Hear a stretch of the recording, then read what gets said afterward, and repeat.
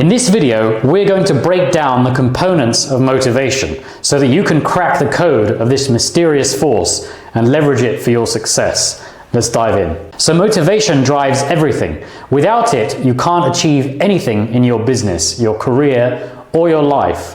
The problem is, it's not always there. Motivation ebbs and flows. Sometimes it can be a fleeting force. One moment you have it, the next moment is gone. It's very rare to find a human being that's always fully motivated at all times.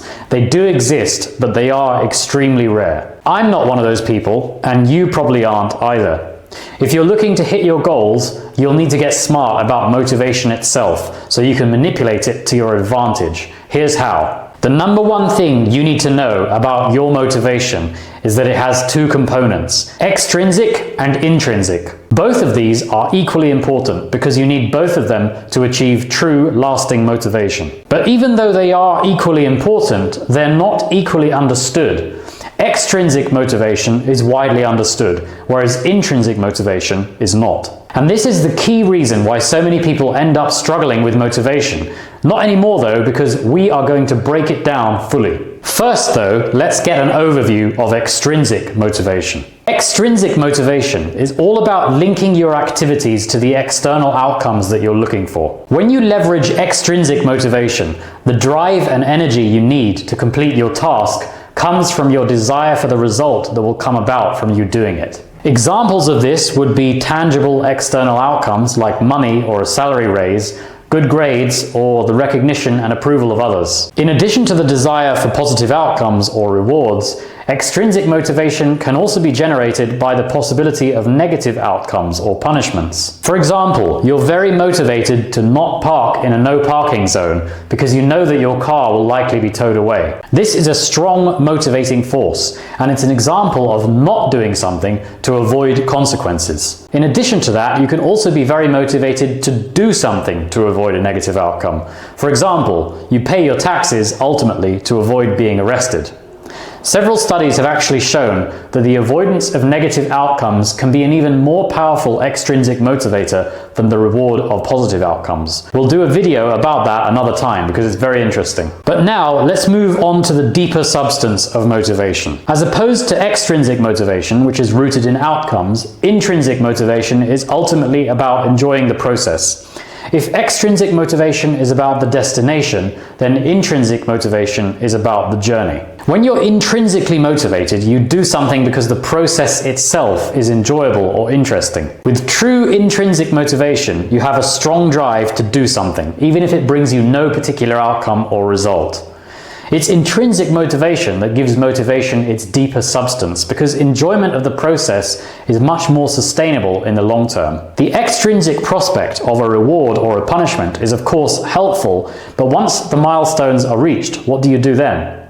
Once specific external requirements are met, if you don't have intrinsic motivation as well, your efforts will stall right there because there's no real reason to continue further. Sustainable energy is a hot topic of discussion right now, and it deserves just as much discussion in the field of human motivation too. If we consider each component of motivation as a source of energy, then it quickly becomes apparent which one is the more sustainable energy source. Extrinsic motivation requires you to push against resistance in order to attain an external reward or avoid an external punishment.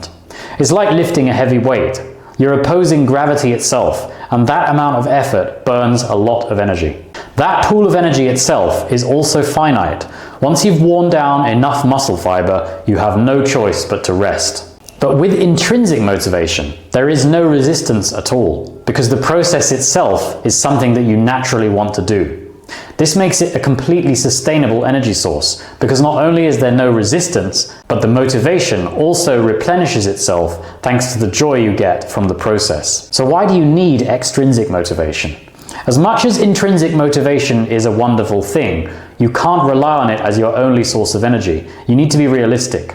The reason for this is that in real life, not everything can be enjoyable. The demands of business and life vary greatly, and not every task that comes up is going to bring you joy. That's why we need to take a hybrid approach to motivation. First, we need to optimize our activities as much as possible for intrinsic motivation, because that will bring us the most energy.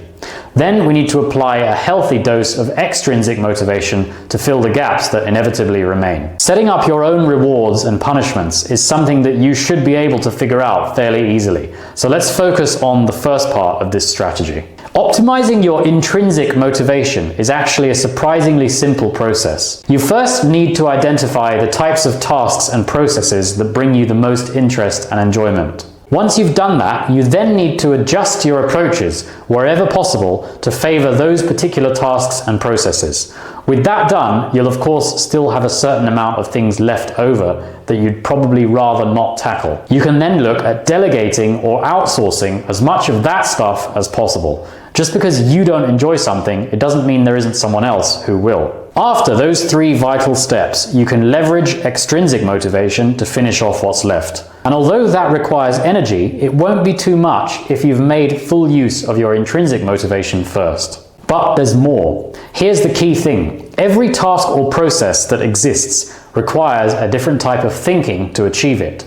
The tasks are really defined by the types of thinking they require. And you can gain a very powerful insight when you realize that your own individual preferences for certain types of thinking are what determine whether you will enjoy a task or not. Effective intelligence provides you with a powerful tool that reveals to you your exact thinking preferences. Armed with that tool, you can easily identify your optimal tasks for intrinsic motivation, which will massively improve your productivity. And just as easily, you can use that same tool to identify the tasks that you'll like the least, so you can delegate them to someone else as quickly as possible. You can learn more about this game-changing tool in the description below.